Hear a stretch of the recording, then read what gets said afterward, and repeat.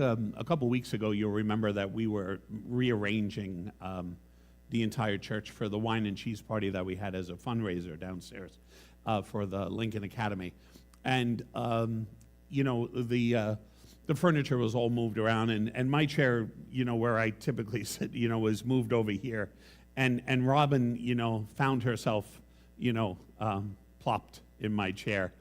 And Robin said, hey, this is pretty comfortable. This is really nice, And I think I said something like, don't get too comfortable there or something. But the point is, there is something about, like for this chair, it's simply meant to identify the individual who is leading the service. I mean, there's no authority really here. It's not specifically in a liturgical context meant for like the pastor. It's basically just meant to identify the individual who is leading the service. And so the focal point, is sort of watching so that as he stands and whatever requests from here, people sort of follow along. Now, in some places, some churches, some other holy sacred places where people like us gather, there are chairs and seats specifically designed for bishops. Some of them are very extravagant. Some of them come with cupolas over them and things like that. Now, I'm not suggesting we should build a cupola, okay? But if anyone's bored and has nothing to do and like to put one together, feel free. No, but the point is that, and maybe, where we see this most often, if you look at our president, right, he sits behind a resolute desk. Typically, you will find him most of the time seated, even if he's with guests. It's a point of distinction that is his role.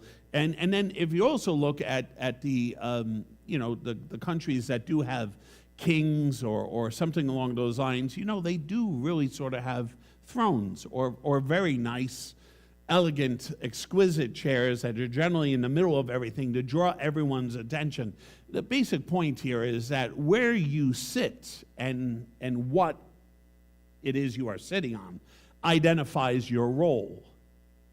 Today we celebrate Christ the King, and the Christian church asks us to reflect that our Jesus, our King, is crucified to a cross. That's the image that the church is asking us to reflect upon today. That our King, and there's plenty of other scenes where, especially seated, say, at the Last Supper, that could have been used to identify the nature of our King.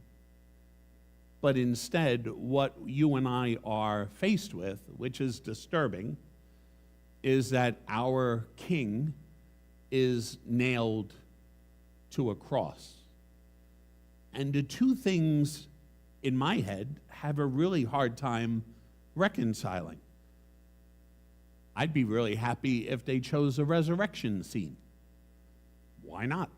He rose from the dead. Why doesn't the church, the Christian church, ask us to reflect on his power, on his everlasting life, on his everlasting presence? But instead, what you and I are challenged with is something that is incredibly disturbing. See, our brothers and sisters who carry and follow the Roman Catholic tradition, in their churches, there is always the cross, but the cross has a corpus on it. The distinction between the Roman Catholic services and places of worship and the Protestant is that we do not have a corpus on our cross. So we're not reflecting and we're not seeing that all that often. And yet, today in their churches, they will, as they heard this, they will have this image before them of Jesus hanging upon the cross. Do you remember Princess Diana? She has this remarkable history and memory that follows her. The thing that I think disturbed the establishment of the monarchy is that very often she was in places that, royalty just didn't hang out much. She was very comfortable being around people with AIDS, which was unheard of at that time. I mean, it was very raw, it was very scary, and yet she, as a princess, was stepping into their world in a very real way, in a very real presence. Indeed, if you look at all the news that happens around, say, her son, Prince William, what you'll see is that most of the time they cover the incidents and the appearances where he just normally should not be. You'll see that he's in places, and he definitely has his mother's heart.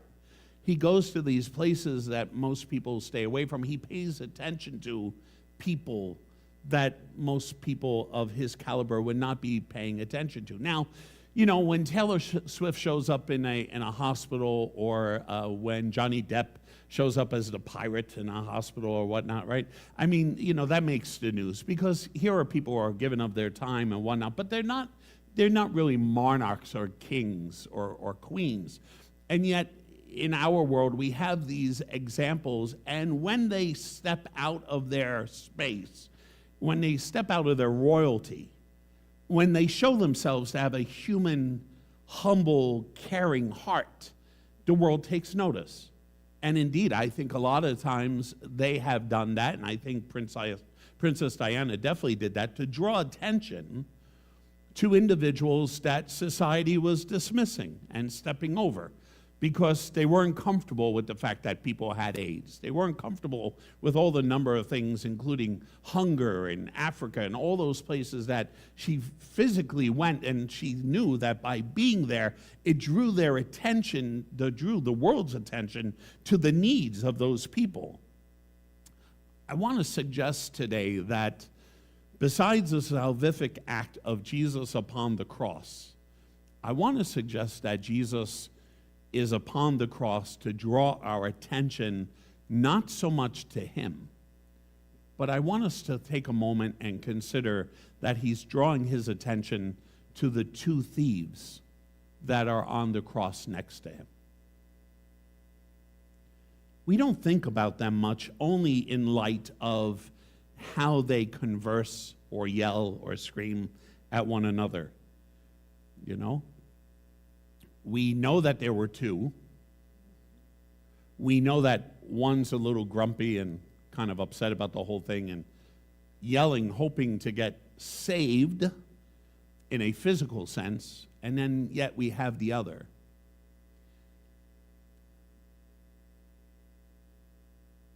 Jesus, it seems, is willing to go to any extent possible to be with people who are suffering and who are dying.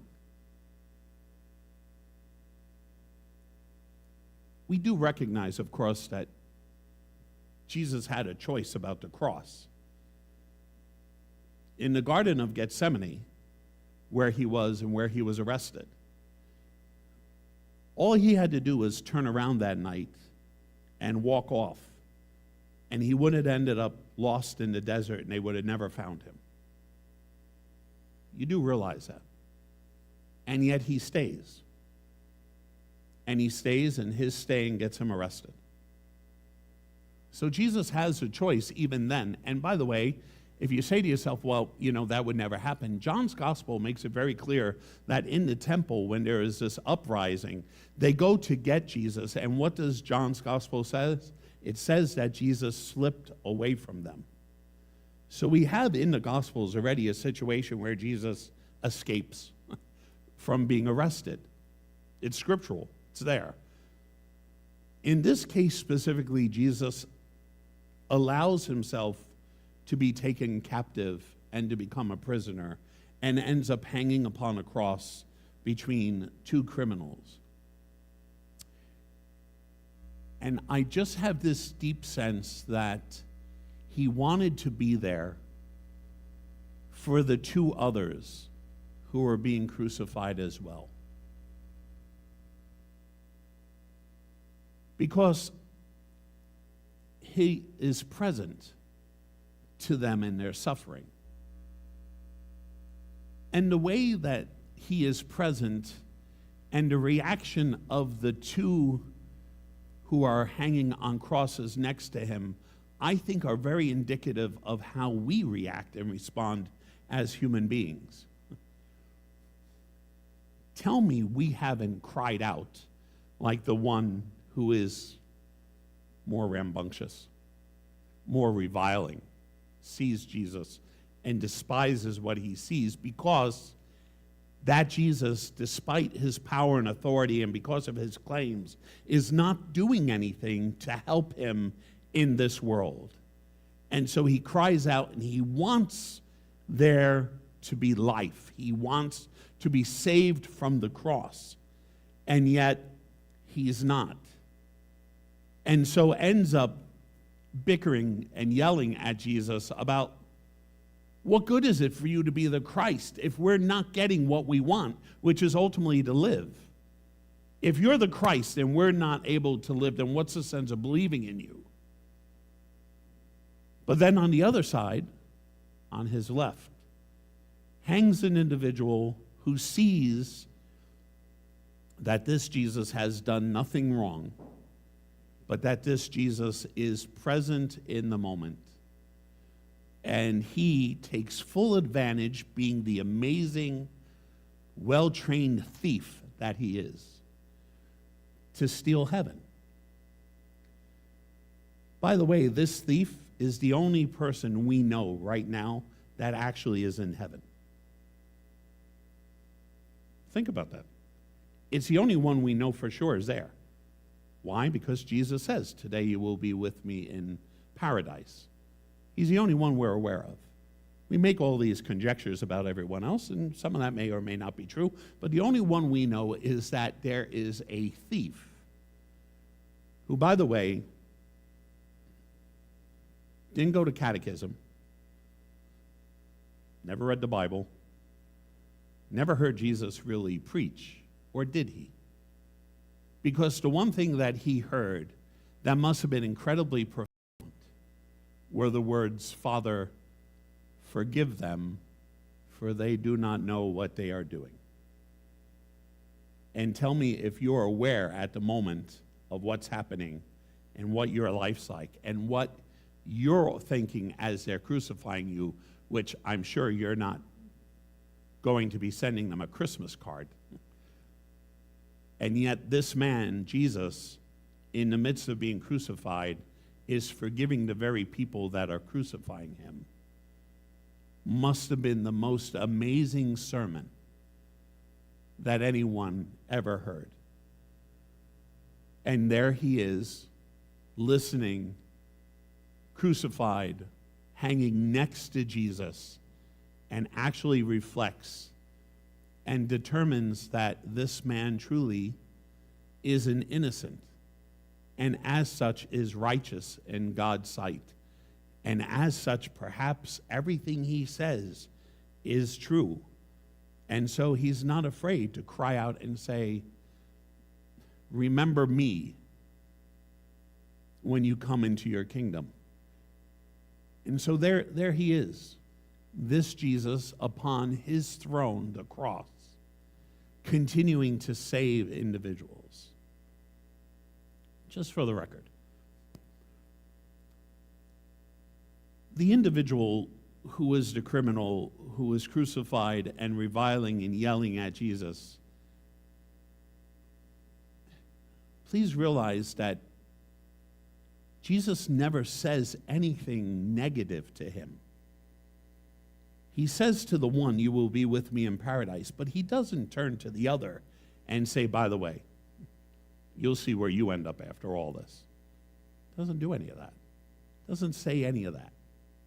And yet a lot of times I think that's what we hear out of institutional churches, is that somehow Jesus is constantly making decisions and determinations and putting us down and judging us and locking us up, and yet at the same time he doesn't do any of that hanging upon the cross.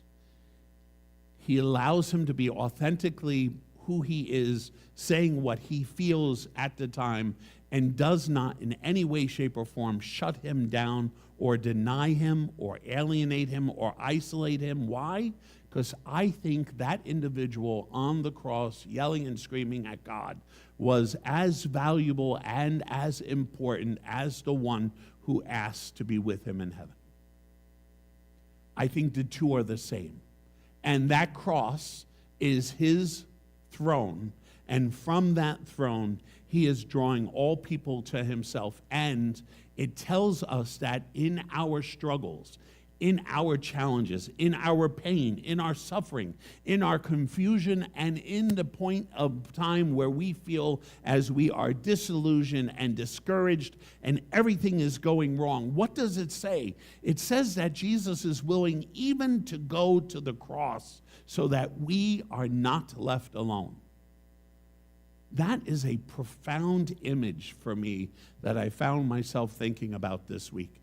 That Jesus could, out of his intention to be with these two criminals, that he was unwilling to allow them to die by themselves, and so accepts the cross to be in their company and to be present to them. That's a powerful activity of our King that I'm not sure you and I often think about, because for us, it's about what that cross has done for us, and it has. But if it has done it for us, who were the first two to receive the benefits of that cross? Was the thief on his left and on his right. They were the first recipients of what you and I now enjoy. And so as he is there hanging upon the cross, he is there in their company. He is there in their presence. He is there loving and caring and supportive of them, and he is sharing in their suffering and pain, and his presence is sustenance enough for the two of them. But if this is how far the King is willing to go to be with those who are ostracized, who are considered criminals, who are legitimately criminal, the one thief is saying, listen, we're getting what we deserve. We did this. We did this. We deserve to die because of our actions. This man has done nothing wrong. They're admitting that he's admitting that they're guilty. He's admitting that they're guilty. But at the same time, Jesus is there as an innocent among the guilty, and there's something about that whole image, about that king and his actions, that then ask me, where are we and how are we supposed to act? Where are those who are being crucified in our society today that you and I belong side by side with? Is it the hungry? Is it the immigrants? Is it now those who have been elected to office that are being threatened? Where are we now supposed to be if we are followers of this Jesus and his throne, his kingdom is announced from a cross, and he is there with two thieves? Where are those individuals now that you and I are required to seek out and to be there, to allow ourselves and to choose to be in their presence, to be with them, to actually make a choice to sacrifice ourselves for somebody else?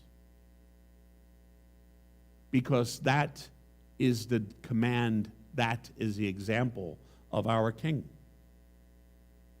So as much as we declare today that it is Christ the King, we have to recognize that our King and his actions and his edicts and his proclamations are terribly challenging for us. And we're very good with the edicts and the proclamations that mean something to us, that raise us up, that make us feel less guilty. But we're also not fully aware of the fact that there are other edicts, caring for those who have less than ourselves, providing food for the hungry, clothing for those who have none, drink to the thirsty. There are items upon items upon items, edict after edict after edict, that this King of ours has declared and has shown for himself and given example upon the cross, that you and I simply cannot avoid. We're really big into wanting the love and the compassion and the mercy of Christ, and I am there just like everyone else.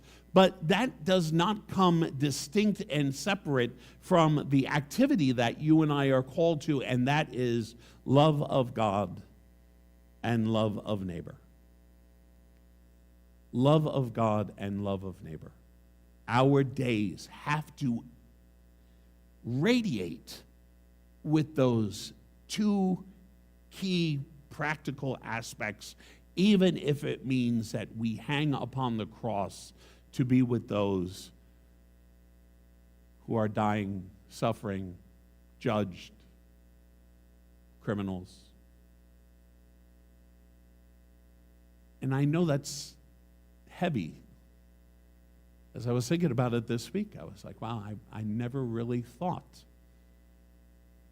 And then it's really annoying that Jesus would go so far to such an extent to put himself in the middle of it, just so he could be with two people who otherwise would have died alone upon the cross.